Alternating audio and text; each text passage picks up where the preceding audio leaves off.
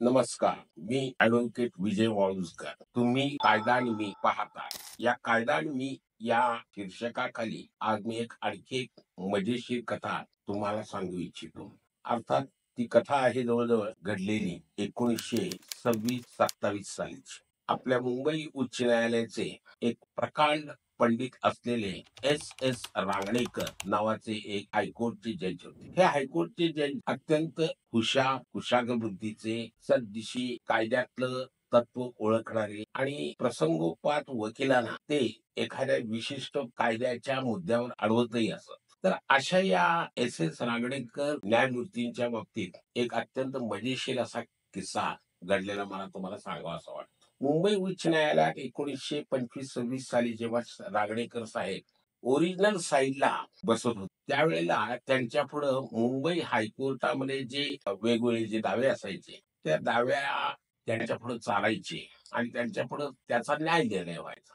एक मोठा दावा होता की ज्यामध्ये जवळजवळ 50-60 लाख रुपयाचं स्टेक होता आणि हा 50-60 लाख रुपयाचा स्टेक असलेला दावा वादीचे जे वकील होते त्यांना एका सॉलिसिटर फर्मने नेमलेलं होतं आणि ते दावा बरेच दिवस रेंगाळलेला होता आणि हा रेंगाळलेला असतानाच त्यावेळेला प्रतिवादीचे वकील जे आहेत ते एकसारखे मुक्ती मागत होते. अनेक मुक्ती झाल्या. अखेर शेवट रांगणेकर साहेबांनी प्रतिवादीच्या वकिलांना निक्षून सांगितलं की आता इथून पुढे कुठलीही मुदत मिळणार नाही. ही दिलेली शेवटची मुदत आहे. पुन्हा जर मुदत पाहिजे तर मिळणार नाही आणि दावा मी एकतर्फा करून निर्णय देईल. तेव्हा तुम्ही याची गंभीर दखल घ्या, नाही तर मला हा दावा निकाली करावा लागेल. त्यानंतर जी पुढची तारीख पडली महिना दीड महिन्यानंतर, त्या सॉलिसिटर फर्म देखील प्रतिवादीला नियुक्त केलेलं होतं आणि सॉलिसिटर फर्मलाही आता लक्षात आलं होतं की कुठल्याही परिस्थितीत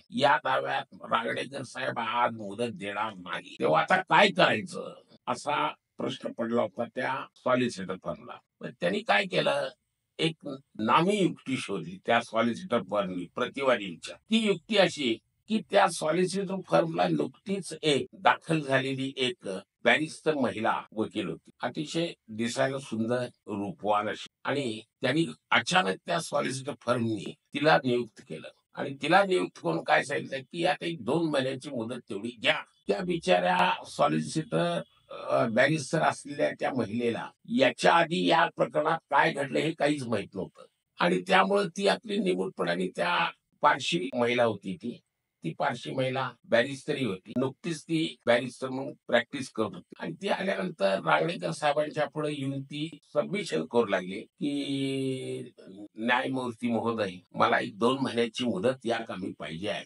आणि फार तर मी या कामी गरज लागली तर मी यांना या ऍडजर्नमेंट झालेल्या केसचा खर्चही मी द्यायला तयार आहे, परंतु मला एक 2 महिन्याची मुदत पाहिजे.